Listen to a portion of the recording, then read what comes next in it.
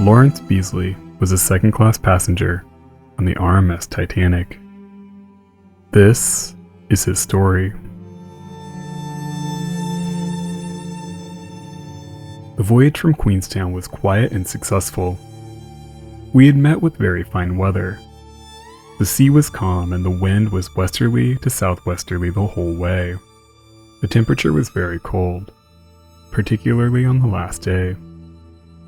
In fact, after dinner on Sunday evening, it was almost too cold to be on deck at all. I had been in my berth about 10 minutes when at about 11:40 I felt a slight jar. Then, soon afterward, there was a second shock. But it was not sufficiently large to cause any anxiety to anyone, however nervous they might have been. The engines, however, stopped immediately afterward. At first I thought the ship had lost a propeller. I went up on deck in my dressing gown and I found only a few people there who had come up in the same way to inquire why we had stopped. But there was no sort of anxiety in the mind of anyone. We saw through the smoking room window that a game of cards was going on, and I went in to ask if they knew anything. They had noticed the jar a little more, and looking through the window had seen a huge iceberg go close to the side of the boat. They thought that we had just grazed it with a glancing blow, and had been to see if any damage had been done. None of us, of course, had any conception that she had been pierced below by part of a submerged iceberg. The game of cards resumed, and without any thought of disaster, I returned to my cabin to read until we started again. I never saw the players or the onlookers again. A little later I heard people going upstairs. I went out again and found that everybody wanted to know why the engine had stopped. No doubt many of them had been awakened from their sleep by the sudden stopping of the vibration, to which they had become accustomed during the 4 days we had been on board. Going up on deck again, I saw that there was an unmistakable list downward from the stern to the bow. But knowing nothing of what had happened, I concluded that some of the front compartments had filled and had weighed her down. Again I went down to my cabin, where I put on some warmer clothing. As I dressed, I heard the order shouted, "All the passengers on deck with lifebelts on." We all walked up slowly with the lifebelts tied on over our clothing.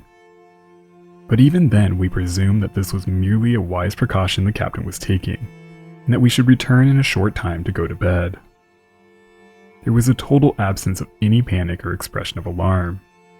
I suppose this must be accounted for by the exceeding calmness of the night and the absence of any signs of an accident. The ship was absolutely still, and except for the gentle tilt downward, which I do not think 1 person in 10 would have noticed at the time, there were no visible signs of the approaching disaster. She just lay as if she was waiting for the order to go on again, while some trifling matter had been adjusted.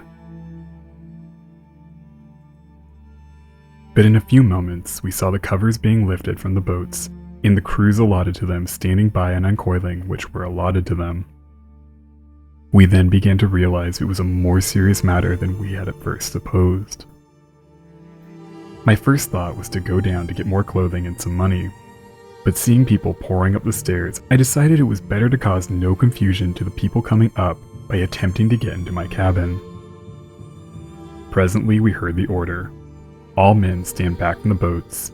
All ladies retire to the next deck below, which was the smoking room or A deck. The men all stood away and waited in absolute silence, some leaning against the end railings of the deck, others pacing slowly up and down.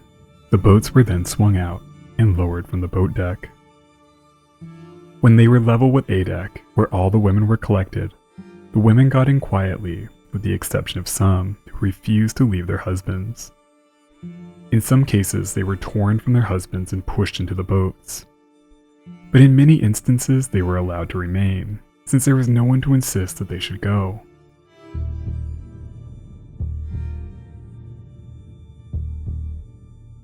Looking over the side, I saw one of the boats from aft already in the water, slipping quietly away into the darkness. Presently, the boats near me were lowered with much creaking, as the new ropes slipped through the pulleys and blocks down the 70 feet which separated them from the water. An officer in uniform came up as one boat went down and shouted, "When you're afloat, row round to the companion ladder and stand by with the other boats for orders." "Aye, aye, sir," came up the reply. But I do not think any boat was able to obey the order, for when they were afloat and had their oars at work, the condition of the rapidly sinking liner was much more apparent. In common prudence, the sailors saw that they could do nothing but row from the sinking ship, and so save at any rate some lives.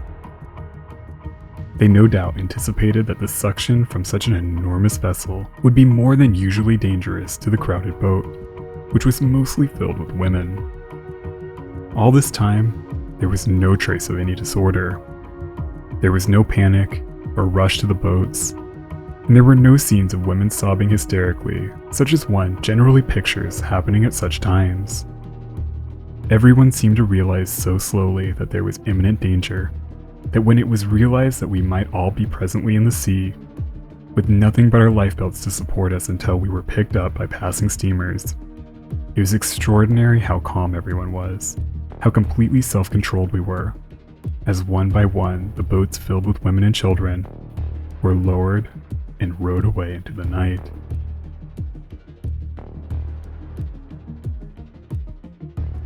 Presently word went round among us that men were to be put in the boats on the starboard side.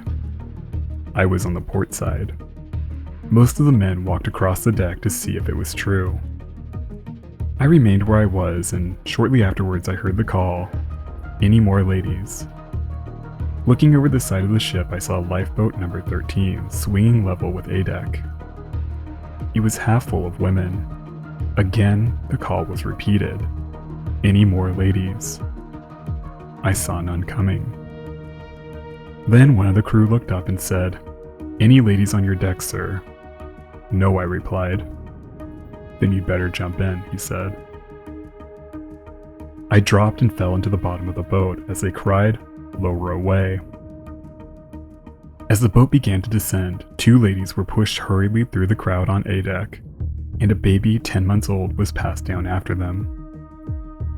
Then down we went, the crew shouting out directions to those lowering us, level, aft, stern, both together, until we were some 10 feet from the water. Here occurred the only anxious moment we had during the whole of our experience from the time of our leaving the deck to our reaching the Carpathia.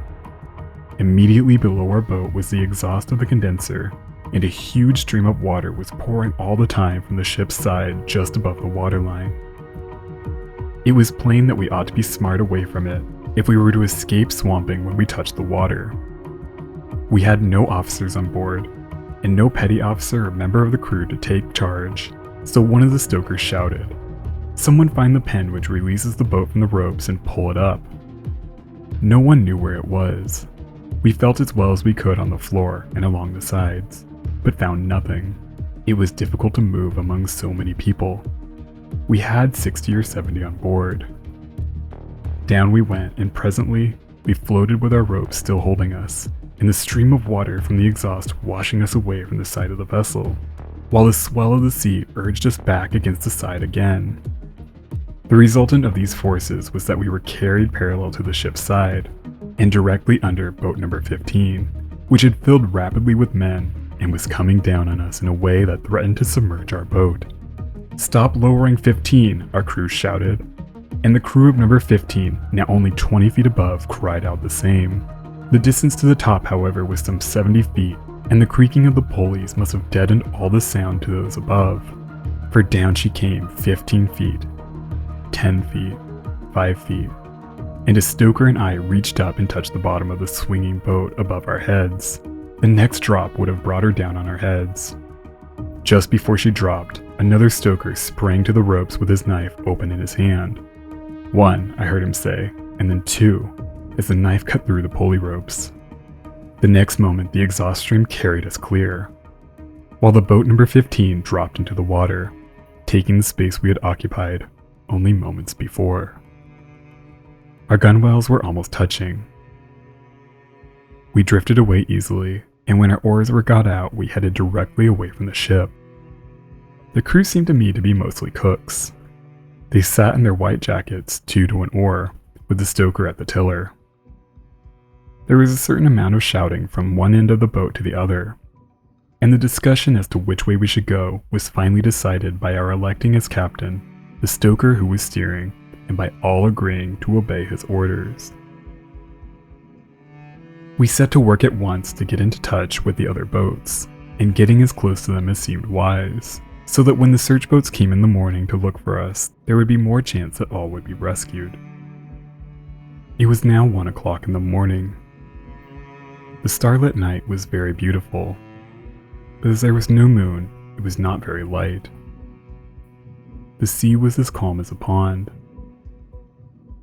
There was just a gentle heave as the boat dipped up and down in the swell. It was an ideal night, except for the bitter cold. In the distance, the Titanic looked enormous. Her length and her great bulk were outlined in black against the starry sky. Every porthole and saloon was blazing with light. It was impossible to think that anything could be wrong with such a leviathan, were it not for the ominous tilt downwards in the bow, where the water was by now up to the lowest row of portholes. At about 2 o'clock, we observed her settling very rapidly with the bows and the bridge completely underwater. She slowly tilted straight on end with the stern vertically upwards. As she did so, the lights in the cabins and saloons, which had not flickered from the moment since we had left, died out, flashing once more, and then went out altogether. At the same time, the machinery roared down through the vessel with a groaning rattle that would have been heard for miles. It was the weirdest sound surely that could have been heard in the middle of the ocean. It was not yet quite the end. To our amazement, she remained in the upright position for a time which I estimated as 5 minutes. It was certainly for some minutes that we watched at least 150 feet of the Titanic towering up above the level of the sea, looming black against the sky. Then, with a quiet slanting dive, she disappeared beneath the waves. Our eyes had looked for the last time on the gigantic vessel in which we set out from Southampton.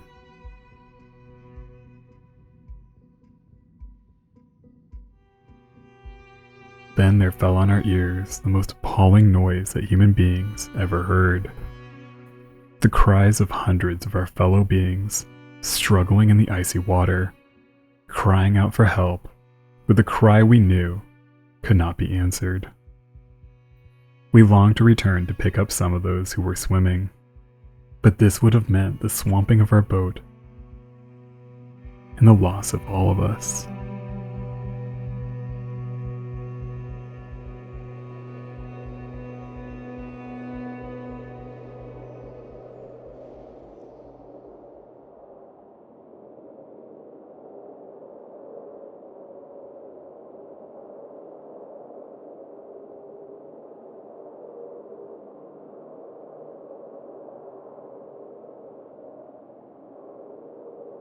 Thank you so much for watching.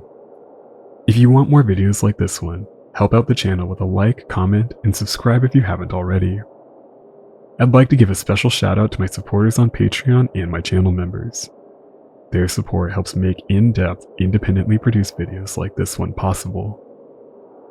Alright crew, that's all I've got. Until the next one, be nice to people.